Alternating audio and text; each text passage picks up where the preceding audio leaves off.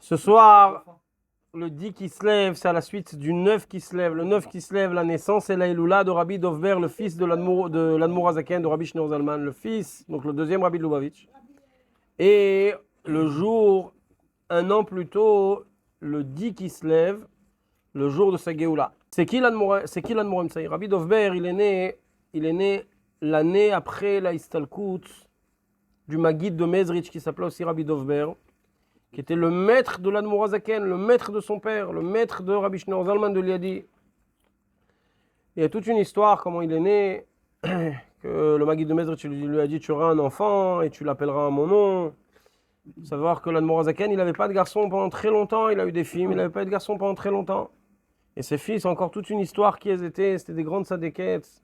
On en reparlera de ses filles, Bezrat Hashem, dans la suite. Et le Maguid de Mezrich, il lui a dit, le Teilim dans Koufyutet, Bamei Yezaken Nahar et Torcho. Si tu veux un garçon, Bama Yezaken Nahar, si tu veux un garçon et Torcho, il faut rentrer des invités à la maison. C'est une zgoula que le Maguid de Mezrich, il a révélé à l'Admour Azaken, et c'est comme ça qu'il a eu un garçon. Et il appelait au nom de son maître, comme son maître il lui a demandé, Rabbi Dovber, et c'est pour ça aussi que Rabbi Shalom Dovber, il s'appelait le cinquième Rabbi Lubavitch, il s'appelait aussi à son nom-là. Rabbi Dovber, le Tzemach Tzedek, il a dit sur lui, son beau-fils, le troisième Rabbi Lubavitch, Rabbi Menachem Mendel, le Tzemach Tzedek, il a révélé des choses incroyables sur lui.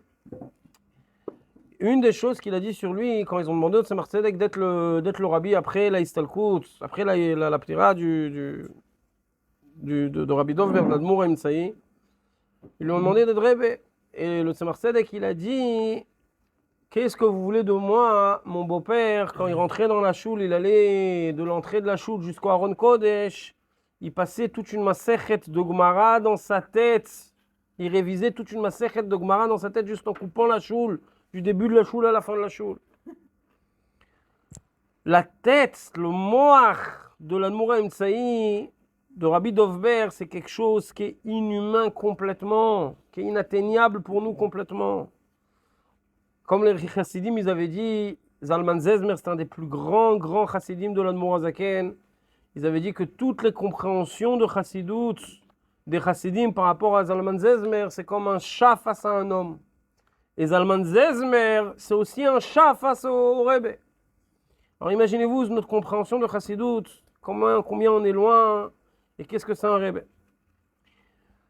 En tout cas, il y a un point sur lequel je veux m'arrêter avec vous, et après on va raconter des histoires.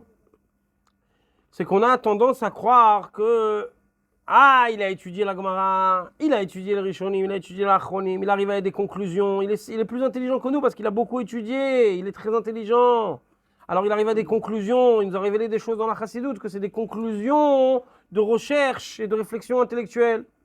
Ce n'est pas du L'chaim, quelqu'un te met.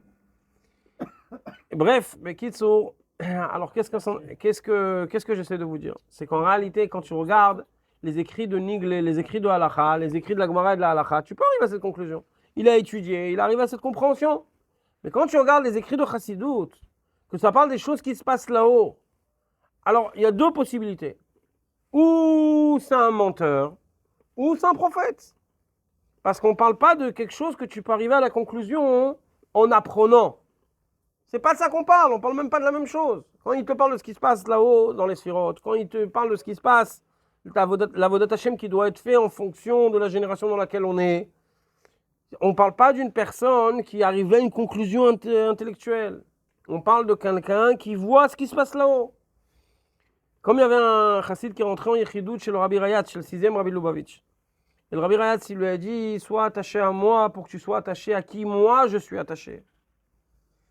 Alors le Rebbe, quand il a raconté cette histoire, il a dit: ce chassid-là, c'est un chassid du père du Rabbi Rayatz, du Rabbi Shalom Dovber, du cinquième Rabbi Lubavitch. Et quand il a entendu ça, du Rabbi Rayatz, c'est après la Istalkut du Rabbi Rashab, il a dit: grâce à son fils, si je suis attaché à son fils, je serai attaché au père. Le Rebbe, il a dit: il n'a rien compris. Le Rabbi Rayatz, il lui a dit: sois attaché à moi, parce qu'à travers moi, tu es attaché à Tzmut Umauto Itbarach, tu es attaché à l'essence même de Dieu. Ça, c'est la Nekoud. Et la Nekoud, et comme le Rebbe il a expliqué, le Rebbe il a expliqué, il a dit: pourquoi on ne dit pas Eloké Adam, on dit Eloké Avraham, Eloké Yitzhak, Eloké Yaakov. On s'en fout de Adam Arishon. Ah, Adam Arishon, la Gemara, il dit que même le Malach Hamavet, l'endroit le plus bas dans son corps, la plante du pied, elle était encore plus claire et elle illuminait encore plus que le soleil. Dans le langage des sages, Mekae Galgal Chama.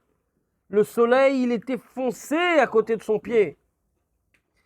Pourquoi on ne dit pas Eloké Adam Arishon? Il a été créé des mains d'Akadosh Baruch Hu. Son pied, il était plus illuminé que le soleil. Pourquoi? Parce que Malach Hamavet Sheba Adam, c'est le Hakev, c'est la plante du pied. L'endroit le plus bas dans son corps, il était plus clair que le soleil. Le Rebbe il vient, il dit, pourquoi on dit Eloké Avraham, Eloké Yitzhak, Eloké Yaakov? Parce que ce qui nous intéresse, c'est celui qui nous attache à Akadosh Baruch Hu. C'est pas quelqu'un qui est un prophète, c'est pas quelqu'un qui est un gaon benigle, c'est pas quelqu'un qui est un gaon baloche, c'est pas quelqu'un qui est un gaon dans les midrashim, c'est pas quelqu'un qui fait des miracles, on s'en fout de tout ça. Si lui il est attaché à la source de la source de la source, à Atzmuto ou Mauto Idbarach, à lui on s'attache. Est-ce que tu comprends la différence? De la même façon que chez les Chassidim, quand on parle à Kadosh Baruch Hu, on dit Ich bedir alain, je ne veux que toi. Dans la Kashrut aussi, ce qu'on cherche, c'est Ich bedir alain. On veut quelqu'un qui est bémet, qui peut nous parler de ce qu'il y a là-haut. Pas quelqu'un uniquement qui a étudié tous les midrashim et après tu fais une belle dracha à la Shul Shabbat. C'est pas de ça qu'on parle. Une fois, quelqu'un il m'a dit, mais je comprends pas. Il m'a dit, moi je vais être Sfarad. Mais je me dis, reste Sfarad, continue ta halachot. On te parle de Gilou Elokut, prends Gilou Elokut. T'as un prophète qui vient et qui te dit ce qui se passe là-haut, prends. T'as un prophète qui te dit dans cette génération, il faut travailler Dieu de cette façon-là. Il faut arrêter avec les Ta'aniot. Il faut arrêter de chercher le mal chez un autre juif. Même si c'est un juif qui n'est pas Shomer Torah Mitzvot, il faut regarder le bien qu'il y a en lui et trouver le bien qu'il y a en lui. Ta femme. À commencer par ta femme. Là, le Shulchan Aruch, il est clair là-dessus. Le Seder de l'Avodat Hashem, quand le Rebbe vient, il le donne, c'est pas au hasard qu'on voit que dans les Inyanim Bitronim, les Inyanim de la sécurité du Ham Israël, les Inyanim de l'éducation, on voit comment le Rebbe Koléa et la Sehara, le Rebbe il le tire, il touche sur le cheveu lui-même, pas à droite, pas à gauche. On se rend compte que quand le Rebbe il a commencé les premières années de la Nessiout, le Rebbe il est sorti contre le fait qu'on frappe les enfants. Que le fait qu'on approche un juif, ça doit être par l'amour et pas par la gauche qui repousse. Même la gauche qui repousse, il faut l'éviter. Bekitsour, ça, il faut comprendre une chose, encore une fois. Ou tu viens, tu dis, Takshiv, il raconte des trucs qu'il n'a jamais vus, il parle de n'importe quoi. Ou bien tu dis, regarde, Kajbouchou, il m'a fait un cadeau. Kajbouchou, il m'a donné, c'est marqué Kajbouchou, il a voulu créer le monde Bemidat Adin. Shitef bo midat ha'achamim. Il a mis aussi la miséricorde dans ce monde. L'Admor Zaken explique c'est quoi la miséricorde. Il dit c'est les prophètes et les miracles qui sont dans la Torah. Si Dieu il aurait continué le monde Bemidat Adin uniquement, même des prophètes on n'aurait pas reçu. Même des miracles on n'aurait pas vu. Akadosh Baruch Hu il nous fait une tova. Akadosh Baruch Hu il a mis dans ce monde-là, dans le langage du Rebbe, Bachar ou Mina Baal Prira Shelo Berechador. Il est même pas au niveau de cette génération Bichlal. Et c'est quoi son travail? C'est de faire en sorte d'être Yoatzaïr, Shoftaïr, Noviador. C'est les mots du Rebbe dans la Sikha de Shoftim de Zayn et Yudalef Elul Tafshin Alef. Pourquoi je cite tout ça? Parce qu'il n'y a pas de bus sans nag, il n'y a pas de bus sans chauffeur. Tu peux étudier Chassidut, mais si Chas Shalom, il n'y a pas le Baal Hashmoa, Omed Kenegdo, il n'y a pas l'origine de la personne qui a dit ces choses-là devant toi. Tu as un problème dans la compréhension. C'est ce que la Gemara elle dit clairement. Que Rabbi Houda il dit pourquoi j'étais aussi intelligent. Parce que j'ai vu quand la cape elle s'est de mon maître, de Rabbi Meir, elle s'est levée comme ça et j'ai vu le dos. Et ça a été marqué, Moti. Ça m'a donné de la sagesse. J'ai compris beaucoup mieux la Torah. La Kashrut, c'est en plus du fait que c'est une mitzvah tassé midoraita, on va parler de ça, Bezrat Hashem, dans un mois on touchera cette sugia-là. Alpi Alachai, Alpi Nigle, Alpi Chsides, Alpi Kabol, et on touchera tous ces inyanim-là. Mais il faut savoir qu'à part le fait que c'est une mitzvah ma Torah, que ça fait partie d'une des 248 mitzvot positives, il faut savoir que c'est ça que la Gemara dit que c'est mo'il, que ça aide à la compréhension des textes qu'ils ont eux-mêmes donnés. Parce que tzadikim, domim, les boram, les sages, les tzadikim, ils ressemblent à leur créateur. Dieu, il s'est mis dans sa Torah, il te dit, si vous voulez me prendre, prenez la Torah. Et quand tu touches un texte d'un Rebbe, quand tu touches un texte d'un tzadik, d'un vrai tzadik, et quand tu ouvres un chumash, Baal Hashmoa, Omed Kenegdo, Akadosh Baruch Hu il est devant toi, Akadosh Baruch Hu il t'embrasse, maintenant sur la bouche, il dit les mots avec toi, comme c'est marqué au début de Shir HaShirim. Donc ça, c'est la première nekuda. Il ne faut pas séparer l'origine de ce que tu étudies et de ce que tu étudies. L'origine de ce que tu étudies, c'est le Rebbe. Et il n'y a pas de bus sans chauffeur. Il n'y a pas Chassidé sans Rebbe. C'est une Nekuda que vous allez vous en rendre compte. Plus vous passez le temps dans les textes, plus vous allez vous en rendre compte. Alors ça, c'était une Nekuda, une première Nekuda. En ce qui concerne l'Admour Emtsai, pourquoi il s'appelle Admour Emtsai? C'est qu'à l'époque, l'Admour du milieu, c'est parce que c'est un nom qu'on lui a donné à l'époque du Tzemar Tzedek.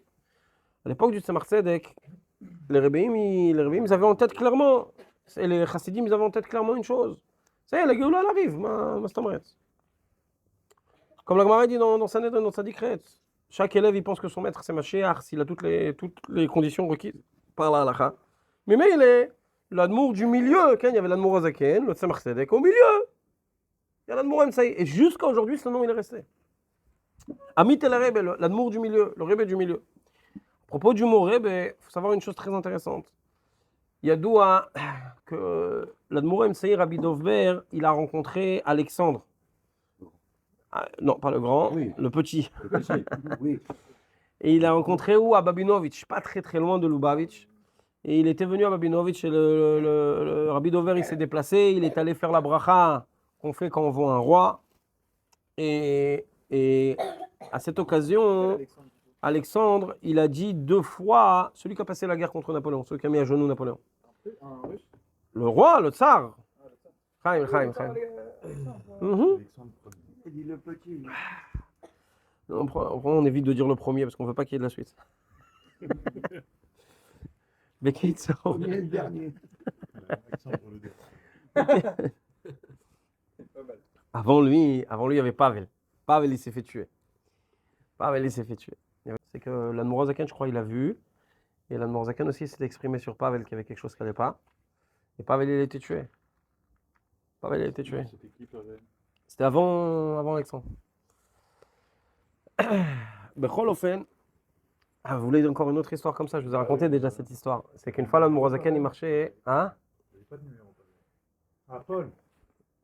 Pavel. Et une fois, il y avait l'Admour Zaken, il marchait et il a vu un bâtiment de l'État et il y avait d'autres bâtiments collés à lui. Et l'Admour Zaken, il a dit, qu'est-ce qu'on dit tous les Shabbats? Zechut ou Mishor lifnei chiso. Devant le kissé de Dieu, tout est droit, tout est aplani, tout est... Il a dit, c'est bizarre parce que normalement, la malchoute d'en bas, elle ressemble à la malchoute d'en haut.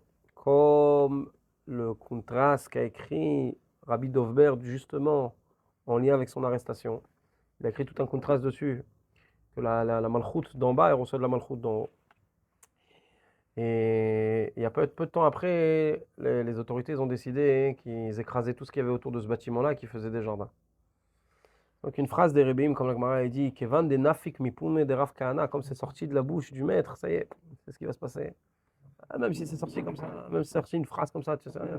Sichat talmidei chachamim tzricha limud, même une parole qui a l'air simple. Il faut l'étudier, il faut la comprendre.